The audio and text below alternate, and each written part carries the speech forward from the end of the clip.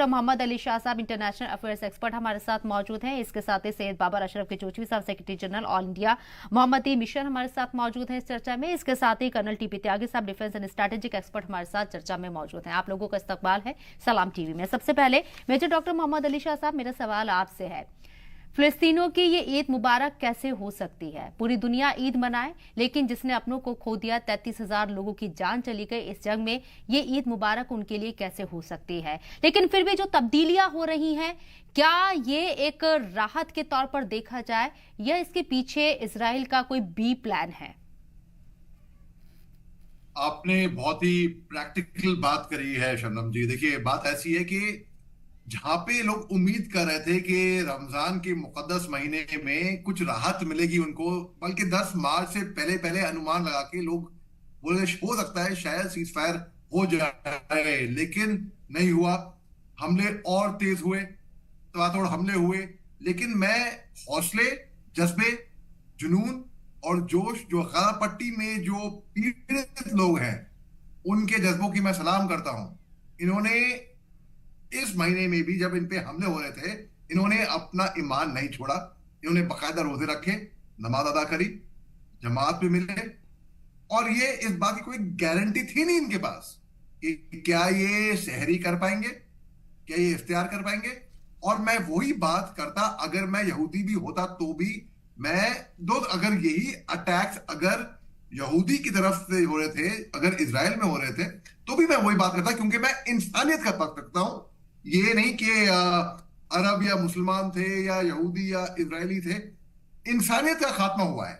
और क्या ये ईद मना पाएंगे? क्योंकि हमने अभी देखा कि खास और रफा बॉर्डर की उसके उस पार पे जी, आईडीएफ, इजरायली डिफेंस फोर्सेस पीछे हट रही हैं हल्की सी।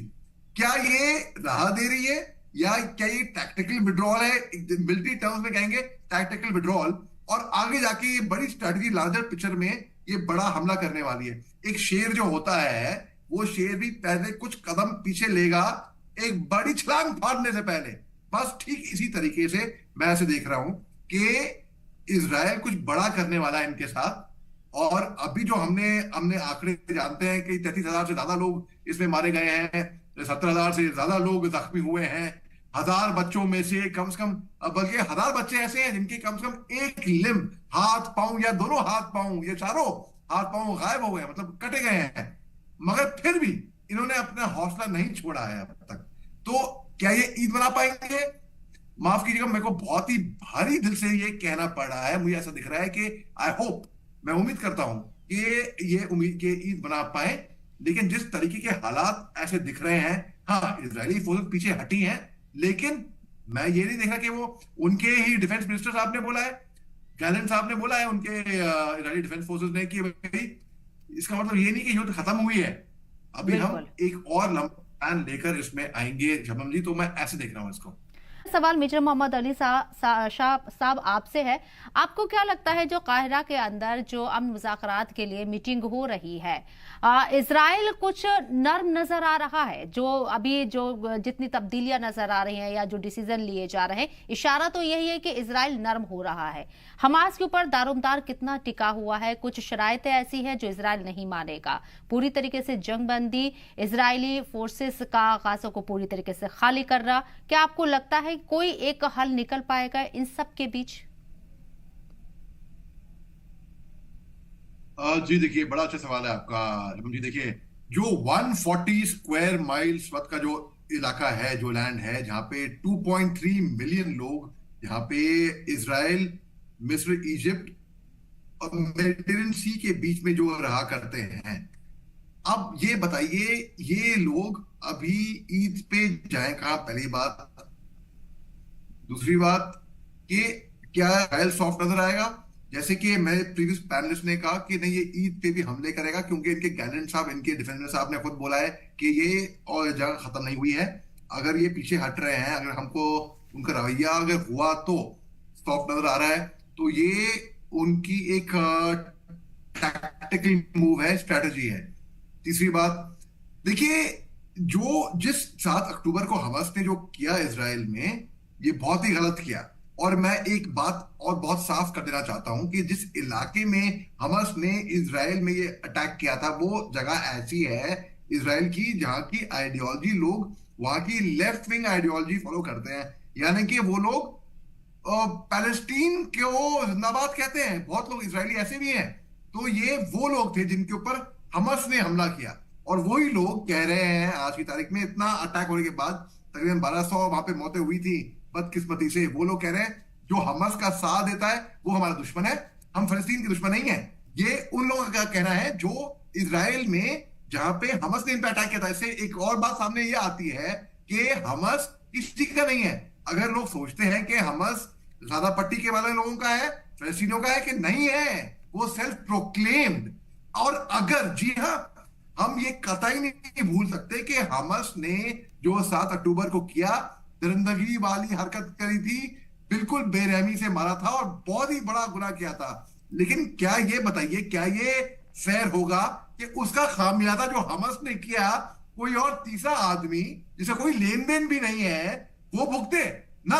ये कहीं का इंसाफ नहीं है। हाँ, अगर यही हमले वो हमास पे करते, अगर यही खात्मा वो हमास का करते, जहां पे हमास के 40,000 तकरीबन लड़ाके हैं, और हमास की तो लीडरान की जो जनरलशिप है वो कतार और अन्य देशों में बैठी हुई है, अगर ये वहां जाके उन पे अटैक करते, वहां जाके उनका खात्मा करते, तो मैं मान सकता था बिल्कुल। लेकिन आप मासूमों पे, खवातीन पे, निर्दोष पे, क्योंकि आपके निर्दोष, आपके मासूम मारे गए थे, मैं मान सकता हूं बिल्कुल ये बात। आपको बंदी बनाया था हमास ने उन मासूमों के साथ, क्या जी उसका खामियाजा आप किसी और पे भुगतोगे? नहीं, ये कहीं का इंसाफ नहीं है शबनम जी। बिल्कुल। और जिस तरीके से बात कही जा रही है, इसराइल इस बात को बार बार दोहरा रहा है कि जंग अभी खत्म नहीं हुई है, हमास का वो खात्मा करेगा। अभी गाजा से फोर्स